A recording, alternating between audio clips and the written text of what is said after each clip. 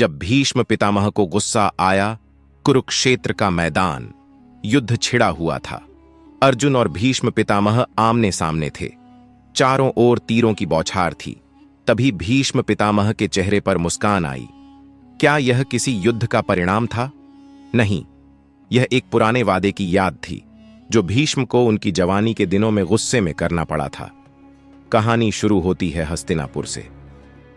हस्तिनापुर का दरबार। धृतराष्ट्र, पांडु और विदुर के युवा दिन थे। भीष्म पितामह अपने धर्म और प्रतिज्ञा के लिए जाने जाते थे, लेकिन वह एक बात पर बेहद गुस्से में रहते थे। किसी ने उनकी मूंछों को लेकर मजाक कर दिया। दरअसल हुआ यह था कि एक बार हस्तिनापुर के महल में राजकुमारों का उत्सव चल रहा था। पांडु, धृतराष्ट्र और विदुर एक बड़े से दर्पण के सामने खड़े थे और अपनी मूंछों को लेकर बहस कर रहे थे।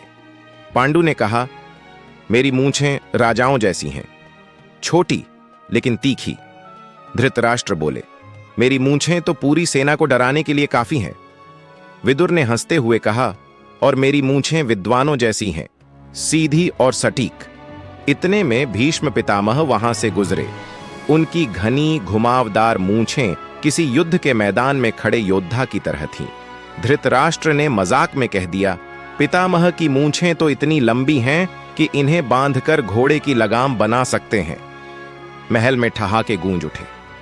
लेकिन भीष्म पितामह, जो कभी किसी बात पर गुस्सा नहीं करते थे, उस दिन आग बबूला हो गए। उन्होंने गंभीरता से कहा, आज से मेरी मूंछों का मजाक उड़ाने वाला पहला व्यक्ति हस्तिनापुर छोड़कर जाएगा। वादा और इसके नतीजे वक्त बीतता गया।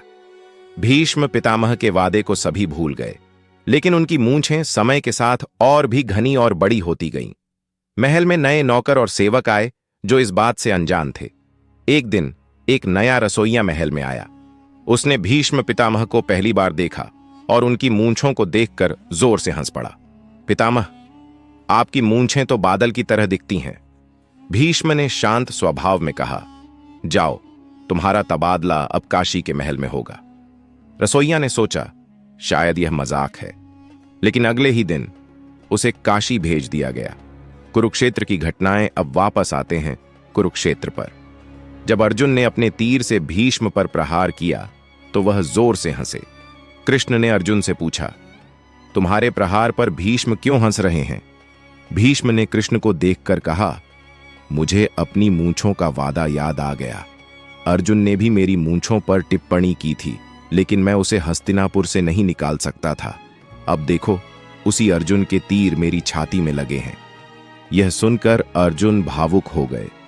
उन्होंने कहा, पितामह, अगर मैं जानता कि आपकी मूंछों का इतना बड़ा महत्व है तो मैं खुद ही हस्तिनापुर छोड़ देता। अंतिम मोड़ भीष्म ने अपनी अंतिम सांस लेते हुए कहा, धर्म निभाना सरल है, लेकिन मूंछें रखना सबसे कठिन। मेरी मूंछों ने मुझे हस्तिनापुर से नहीं बल्कि पूरे भारत से जोड़ दिया।